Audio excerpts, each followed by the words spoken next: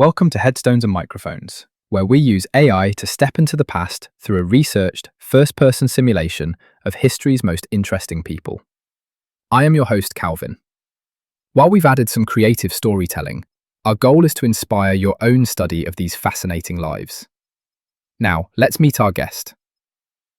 I am absolutely thrilled today. We are sitting down with a man who went from the silver screen to the most powerful office in the world.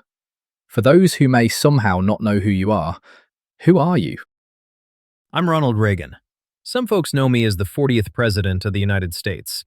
Others might remember me from the movies, or even as the great communicator.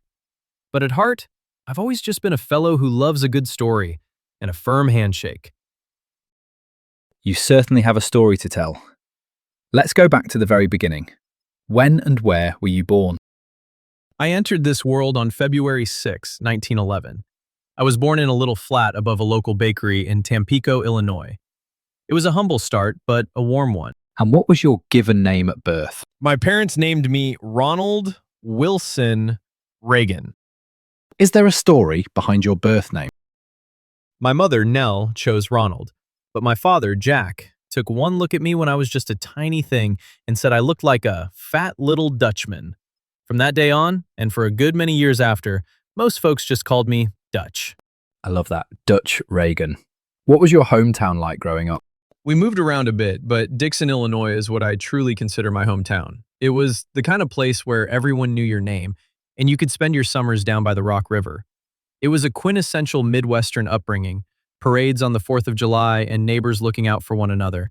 What was your family life like? It was a mix of challenges and a whole lot of love. My father, Jack, was a shoe salesman with a great sense of humor, but a difficult struggle with alcohol. My mother, Nell, was the rock. She was deeply religious and always taught me that everything happens for a reason, even if we can't see it at the time. She gave me my love for the theater through her work with the local church plays. What kind of kid were you? I was a bit of a dreamer, Calvin. I wore thick glasses because I was quite nearsighted, which meant I spent a lot of time lost in books or my own imagination, until I got those spectacles and realized the world had leaves on the trees. I was active, though. I loved football and swimming. Even dreamers have worries. What were your biggest fears growing up? My biggest fear was likely the uncertainty of my father's condition.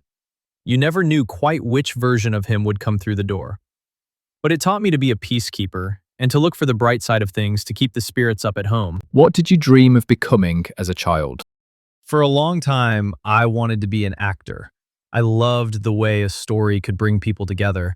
I also had a deep respect for the outdoors, so maybe a forest ranger was in the back of my mind too. What were some of your favorite activities in school?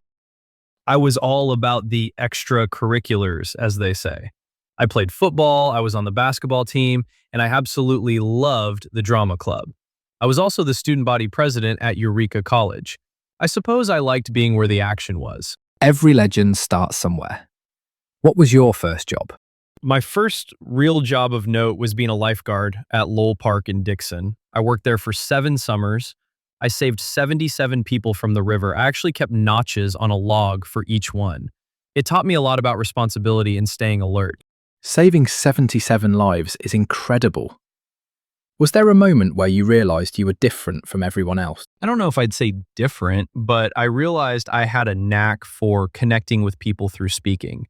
During a student strike at Eureka College, I stood up to give a speech, and for the first time, I felt the power of words to move a crowd. That was a real wake-up call. What's a decision that changed everything for you, but felt small at the time? In 1937, I was in California covering spring training for the Chicago Cubs as a radio announcer. I decided to take a screen test at Warner Brothers just to see what would happen. I thought, well, if it doesn't work out, I've still got my radio job. That one screen test changed the entire trajectory of my life.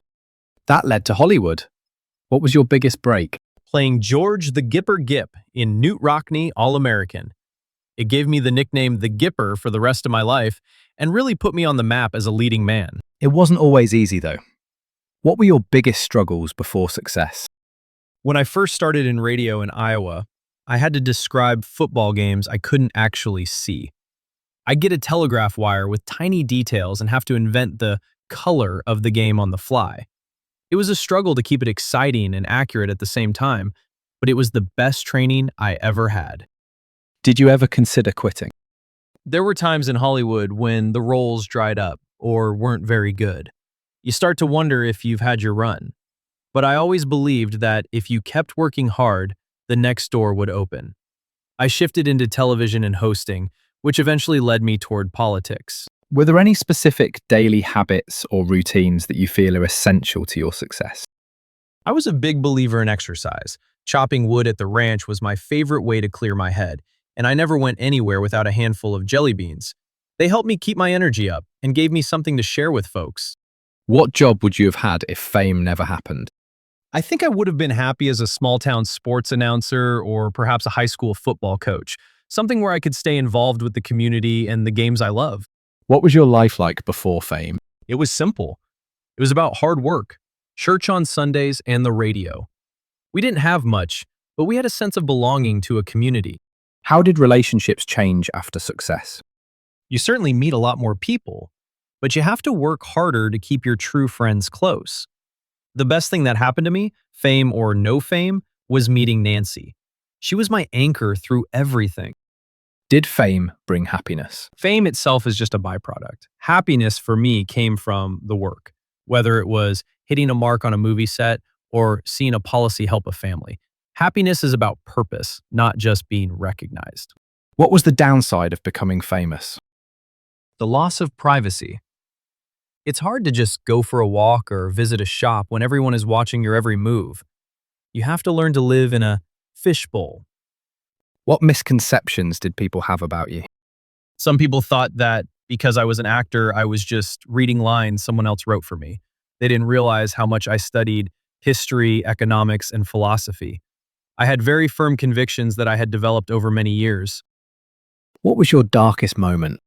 Losing my daughter Christine shortly after she was born in 1947 was a very heavy burden. And during my time as president, the Iran-Contra affair was a very difficult period where I felt the trust of the American people was shaken.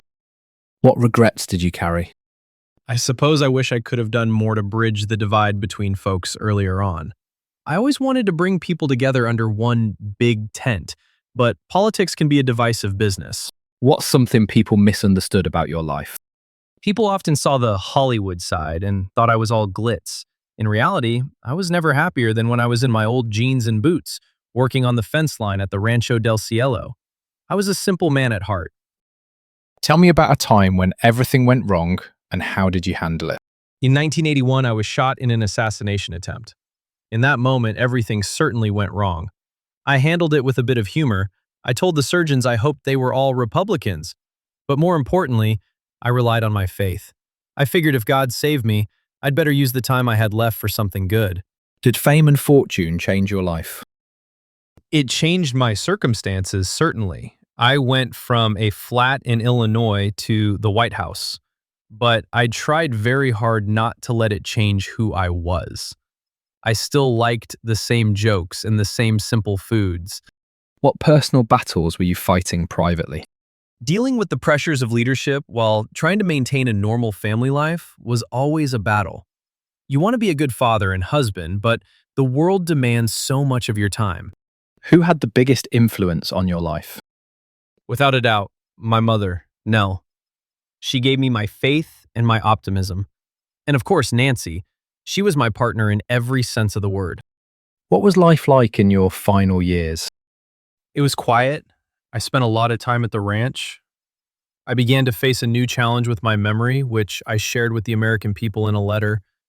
I wanted to face it with dignity. I spent those days surrounded by the people I loved most. What were you working on in your career before you passed away? After the presidency, I worked on my memoirs and establishing my presidential library in Simi Valley. I wanted to make sure the records of what we achieved were available for future generations to study. When and where did you pass away? I passed away on June 5th, 2004, at my home in Los Angeles, California. What happened? I had been battling Alzheimer's disease for about 10 years. In the end, it was complications from pneumonia. I was 93 years old, and I'd had a very full run. Let's lighten things up a bit. What's a random fact about you most people have never heard? I was actually a very good cartoonist. I used to doodle all the time on my pads during meetings, little caricatures and sketches. What's the craziest rumor ever told about you? Oh, there were plenty. Some people used to say I used astrology to make all my big decisions in the White House. While Nancy might have looked at the stars now and then, I can assure you my policy decisions were based on the data and my own principles. What was your most unique habit? I had a habit of writing letters, thousands of them. I'd write to world leaders, but I'd also write back to citizens who sent me mail. I felt it was important to keep that personal touch. What was your favorite food? Macaroni and cheese! And for dessert, a good old-fashioned chocolate cake. Did you have a favorite restaurant? Chasen's in West Hollywood. I had my own booth there, and they made the best chili in the world. What was your favorite book? John Brown's Body by Stephen Vincent Benet. I loved the epic storytelling of American history. Did you have any known rivalries? In politics, I had plenty of opponents, like Tip O'Neill. We fought tooth and nail during the day, but come 6 o'clock, we could sit down, have a drink, and be friends. I didn't see them as enemies, just folks with different ideas. Tell us a story nobody talks about. Back when I was a lifeguard, there was a man I pulled out of the water who was so embarrassed that he actually got angry at me for saving him. He didn't even say thank you. It taught me early on that doing the right thing isn't always about getting a pat on the back. What's your funniest behind-the-scenes moment? Once, while filming a movie, I had to ride a horse that was supposed to be wild. The horse was actually so lazy it kept falling asleep during the takes. We had to keep waking the horse up so I could look like a heroic cowboy. Did you ever prank someone? I loved a good joke. I once called a staffer and pretended to be a frustrated citizen complaining about something minor, just to see how long he'd stay polite before realizing it was me. What was the most outlandish purchase you made? I'm not a very outlandish fellow, but buying the ranch in California was a big leap. It wasn't fancy, it didn't even have indoor plumbing at first, but it was my favorite place on earth. What advice would you give people chasing success? Believe in yourself, work harder than anyone else, and never lose your sense of humor. And remember, there's no limit to what a man can do or where he can go if he doesn't mind who gets the credit. Mr. President, this has been an absolute honor. Do you have any closing remarks about the interview or the stories you shared that you would like to share with the listeners before signing off? Just that it was a joy to reminisce. History is really just a collection of stories, and I'm glad I could share a few of mine today. Keep looking forward, keep dreaming, and thank you, Calvin, for having me on. It was a grand time. Thank you so much for being here. It was truly a pleasure. And that wraps up another conversation from Beyond the Grave. Thanks for joining us on the Headstones and Microphones podcast. Remember, legends may die, but their stories never do. Please help spread the word by sharing and following the pod.